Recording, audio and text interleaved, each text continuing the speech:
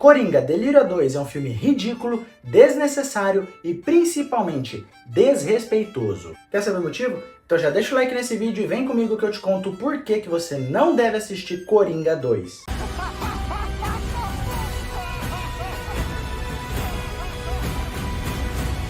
Antes de começar, só um recado, esse vídeo vai ser dividido em duas partes. A primeira sem spoilers e só com a minha opinião, e a segunda com spoilers, então pode ficar tranquilo, beleza? E só pra constar, eu não sou nenhum crítico, especialista, nem nada do tipo, tá? Eu só sou um cara que gosta bastante de filmes e cinema em geral, e que amou o primeiro filme, não queria uma continuação, mas quando foi anunciada criou uma expectativa gigantesca para que esse filme fosse igual ou melhor do que o primeiro, e que quando chegou no cinema se deparou com uma bomba dessas.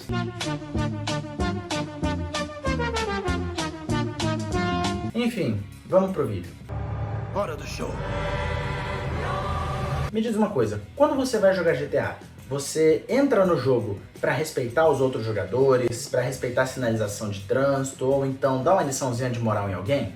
É claro. Não, né? Ou então você vai me falar que não, eu sou diferente, André, eu sou mais culto, eu respeito os outros até dentro do joguinho e blá blá blá blá blá. E quando você vai ver um filme do fucking Coringa, o que você espera ver? Caos, loucura, tiro, porrada de bomba pra todo lado, certo? Um filme que é o seguinte, dá pra família brasileira assistir juntinha, porque não tem uma cena de nudez, não tem uma cena de droga, é só assassinato o filme inteiro. Ou você quer ver um filme com mensagenzinha bonitinha, fofinha, ursinhos carinhosos e musicais pra todo lado? Please, no! No! No! No!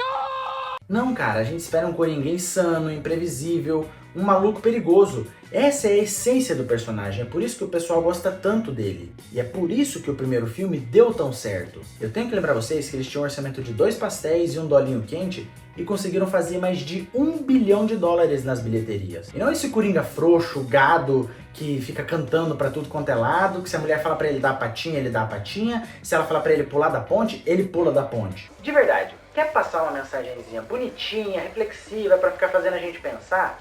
Não faça isso no filme do Coringa. Pô, eu já tô irritado já nessa porra, moro?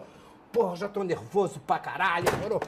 As pessoas que vão nos cinemas pra assistir um filme do Coringa, elas já sabem o que elas esperam encontrar. E quando você entrega algo diferente do que essas pessoas esperam, e detalhe, não é um diferente bom, e sim um diferente ruim, você não só decepciona essas pessoas, como você também desrespeita elas. E é isso que esse filme é, desrespeitoso. Porque veja bem, você se arruma, sai de casa, gasta combustível até os cinemas, e detalhe, se esse cinema for dentro de um shopping, você ainda tem que pagar o estacionamento do shopping, chegando lá você ainda tem que comprar o ingresso dos cinemas que não tá barato, você passa por tudo isso esperando que no mínimo esse filme te entretenha pelas 2 horas e 20 dele. Porque sim, esse filme comete mais um crime que é ser desnecessariamente longo, mas nem entreter ele consegue. Ele é um filme chato, em que nada acontece. Quando você acha que o filme finalmente vai engrenar, que finalmente vai acontecer alguma coisa, ele corta pra porcaria de um musical.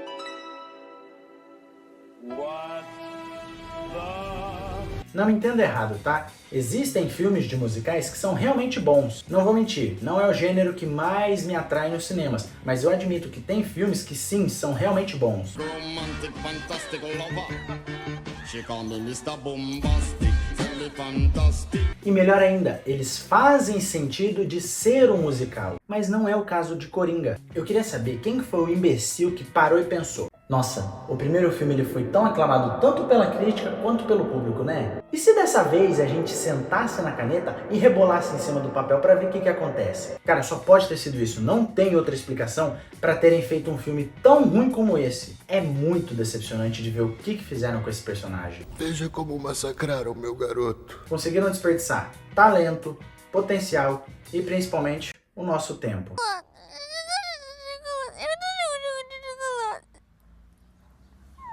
Bom, eu não tenho mais nada pra falar sobre o filme sem dar spoilers, mas caso você queira saber a nota que eu dei pro filme, eu vou estar deixando aqui na tela a minutagem pra você pular e não tomar nenhum spoilers, caso você ainda esteja pensando em assistir esse filme nos cinemas. Então a partir desse momento, começam os spoilers, beleza?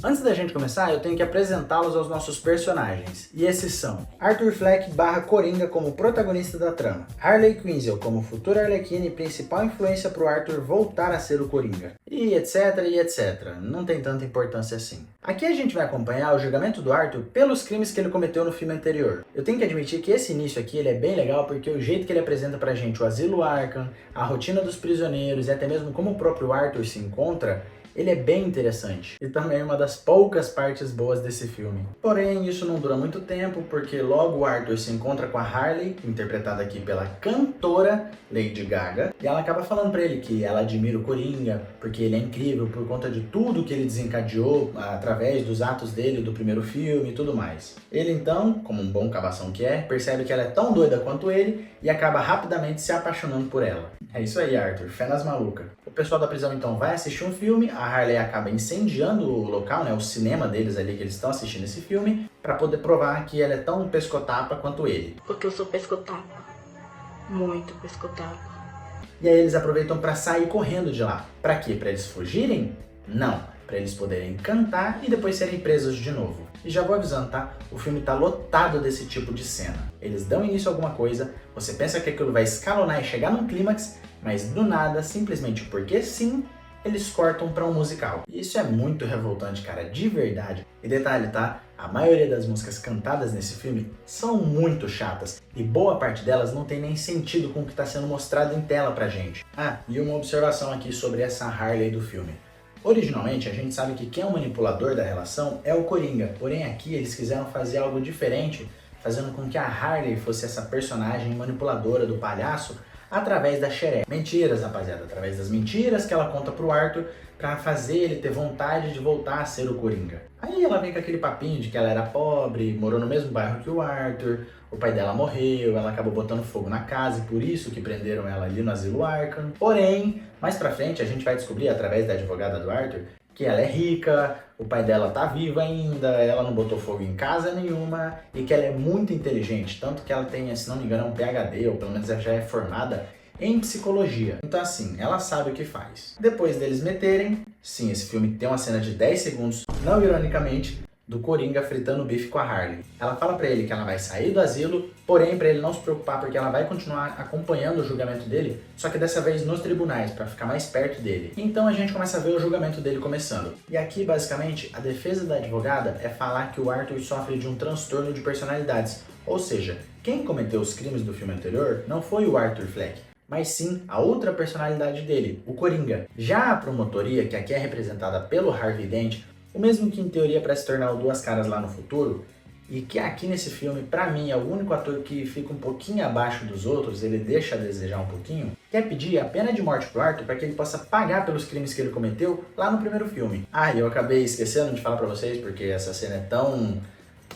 Foda-se! Acaba tendo uma entrevista com um jornalista ou psicólogo, eu também não sei, também não importa. Nessa entrevista a gente chega até a cogitar que vai acontecer alguma coisa interessante. Quando parece que tá chegando no clímax, o que acontece? Ele corta pra um musical. Pô, cara, de novo, cara! Sim, bem broxante mesmo. O filme avança um pouco e a advogada do Coringa então vai contar toda a verdade pra ele sobre a Harley. Ele de cara não acredita muito, só que daí ele resolve confrontar ela. Ela então admite que sim, mentiu pra poder atrair a atenção do Coringa, só que ela já acaba emendando outro assunto, falando que ela tá grávida, e aí o Arthur acaba esquecendo de tudo que a advogada falou pra ele. Depois disso, a gente tem uma breve aparição da vizinha do Arthur, né, aquela mesmo que ele pensou que tinha tido vários momentos juntos, né, enquanto ele estava delirando. E aqui ela aparece basicamente para confirmar algo que a gente já sabe, que ele é doido e não bate bem das ideias. Em uma das cenas do julgamento, que aliás é o local onde se concentram praticamente as melhores cenas do filme, o Coringa, que aqui já dispensou a advogada dele e tá fazendo a própria defesa, vai interrogar aquele anão que apareceu lá no primeiro filme, o Gary. Essa cena em si, eu admito, eu achei muito engraçada, muito divertida, porque... pô, é literalmente o Coringa zoando um anão que tem o sobrenome de Poodles. Ele também aproveita o momento para poder descascar em cima dos policiais lá do Asilo Arkham, falando quão escroto eles são com ele, e isso acaba não pegando muito bem. Porque quando ele é levado de volta para a prisão, em uma das melhores cenas desse filme, só para constar, eu tô falando aqui no aspecto cinema, a cena em si ela é muito bem dirigida e atuada. Os guardas então não gostam nem um pouco do que ele falou lá no tribunal, descem um sarrafo nele, os caras batem mesmo sem dó, cara. e no final acabam abusando dele em uma cena que não mostra o ato em si, mas deixa subentendido e é muito pesada. E cara, que direção do Todd Phillips, porque essa cena ela é angustiante, sabe? Você se sente incomodado, realmente incomodado. É um negócio muito nojento, porque tipo assim, eles batem sem dó a cabeça dele na parede e jogam no chão. E quando vai mostrar a parte que eles vão abusar, a cena corta, certo? Mas tipo, te deixa incomodado, porque ela corta já pro Coringa todo já acabado ali, arregaçado, entendeu? E você só consegue se sentir incomodado com essa cena. O Arthur, depois de passar por tudo isso que ele passou, ele toma uma decisão que não agradou nem aos apoiadores dele no filme e, creio eu, nem a gente que tá assistindo ao filme. Isso porque ele acaba falando simplesmente que o Coringa não existe, renunciando assim à persona do palhaço do crime e assumindo pra si a culpa pelos crimes. De verdade, cara, na hora que eu tava assistindo eu não entendi nada sobre essa cena. Eu mesmo não esperava uma atitude dessas vinda desse personagem. E quem também não esperava era a Harley. Isso porque ela acaba se levantando do tribunal e indo embora, porque ela é apaixonada pelo Coringa e não pelo Arthur Fleck. Pelo menos foi isso que eu entendi. Ele então, como um bom gado que é, liga pra ela não atende e ele deixa um recado? Não. Esse filho de uma começa a cantar. Depois disso, o júri chega a um veredito e, obviamente, eles declaram o Coringa culpado. O tribunal, então, virou uma bagunça, acontece uma explosão e a gente pensa que vai acontecer algo grandioso, né? Essa cena, ela também é muito bem dirigida, muito bem atuada, mas não acontece nada demais. Isso porque um apoiador dele aparece ali, coloca ele dentro de um carro e em determinado momento ele acaba fugindo desse carro. Ele sai correndo e vai parar lá naquela escadaria do primeiro filme, onde convenientemente a Harley tá. O Arthur então fala pra eles fugirem juntos, mas a mulher acaba cagando pra ele e falando: eu me apaixonei pelo Coringa, e se ele não existe, eu não quero o Arthur Fleck. E detalhe, ela obviamente fala tudo isso cantando. O Coringa então é preso novamente, retorna para o asilo Arkham e um policial diz que ele tem visita. E no meio do caminho, ele é abordado por um dos presos dali. Ele conta uma piada pro Arthur, então esfaqueia ele várias vezes na barriga, fazendo com que ele morra e o filme acabe simplesmente com esse final anticlimático. E a gente só agradece por ter sobrevivido a uma experiência horrível